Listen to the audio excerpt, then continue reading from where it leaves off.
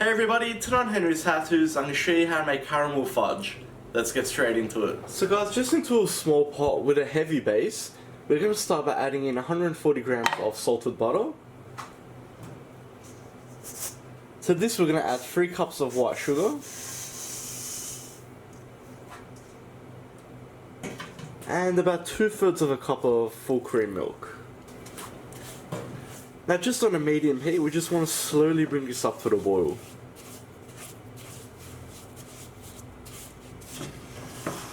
Alright, so once that all starts to melt down, I'm just going to add in 1 teaspoon of vanilla essence, about 2 tablespoons of golden syrup, I have also made this in the past with maple syrup, so if you did want to try that, go ahead. And we're also going to add in 1 400 gram can of sweetened condensed milk.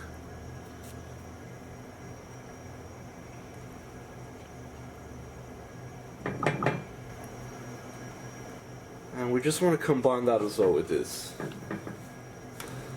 So guys, in the meantime, I've just set up a little tray here with some baking paper, and I've also just buttered it, or you can grease it up with something else if you like. Now this is about 25 by about 15 centimeters, so this size should work well. You can obviously pour this in any tray you want, or if you did want to make other shapes. Now guys, if you're having issues with the sugar sticking on the sides, just brush it with a wet pastry brush. But this is just a non-stick pot, so it will just come down by itself. So what we're going to do now is just clip in a candy thermometer, because we need to have complete control over the temperature for this. Now the trick is we need to get to the soft ball stage. And the soft ball stage is around 115 degrees Celsius.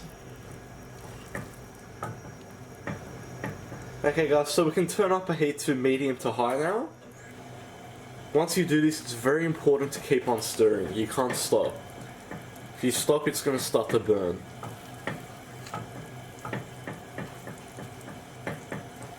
So we'll just keep on stirring until we reach the temperature. Alright guys, so we're at about 105 degrees Celsius now. As you can see, the sugar starts to behave differently. That's what we want, so that's a good sign. As I said, just keep on stirring. I haven't stopped stirring this whole time. Okay, we're at about 110 now. So as I said, 115, we're going to turn it off softball stage. And we're just going to turn it off right before it gets to it, because the sugar temperature just keeps on rising. Alright, and there we have it. So we're at the soft ball stage now. So I've just turned the heat off. So guys, as you can see, the temperature is still rising. That's why I said turn it off right before it hits it. Now keep on stirring, just so we can bring the temperature down slowly as well. And at this point we can take our thermometer out. Alright, so what we're going to do now is just let this rest here for around 5 minutes. Let that temperature come down just a little bit before we move on. Alright, now here comes the easy part. So I've just put the contents into another bowl just so I don't destroy my pot. And just with a beater, with the whisk attachments, we're just going to beat this on a high speed until it's thickened up.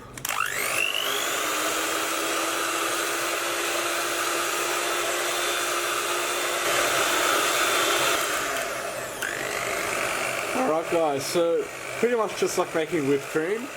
As you can see, we've got these beautiful soft peaks, and it's thickened up nicely. So let's turn that off. And we're just going to transfer this into our buttered tin from before. Now do be careful because it is still quite hot. And just look at that.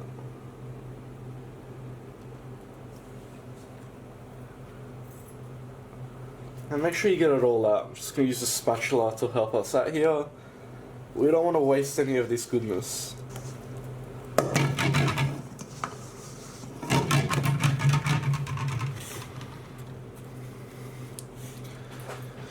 Alright guys, and just in your tray, you just want to very quickly shape it while you can, because once this cools down it's going to be hard. Alright, and just give it a good tap. That should also make it nice and level. And there we have it. So all we need to do now is just let that rest at room temperature, and bring the temperature down. Alright guys, and there we have it. I've just taken it out of the tray. As you can see, it's nice and solid now. So we'll take off the paper. And all I'm going to do is just cut these into square shapes. So you can do whatever you like. So first we'll just carefully score them.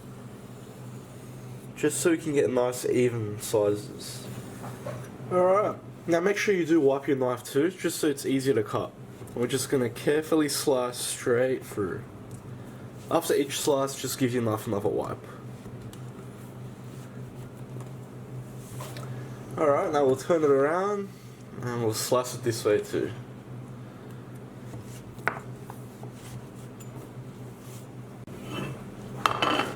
Alright, and there we have it. So let's go ahead and plate these up. And there we have it. Just look how beautiful they look. So guys, storage wise, keep these in an airtight container. You should be able to get up to about 2 or 3 weeks out of this. But I mean, I'll be surprised if they even last that long because they're very addictive, or I've already had 3. I hope you like that guys, please like and subscribe. You can follow me on Facebook, Snapchat and Instagram. If you've got any comments or suggestions, just leave them at the bottom and I'll see you all next time.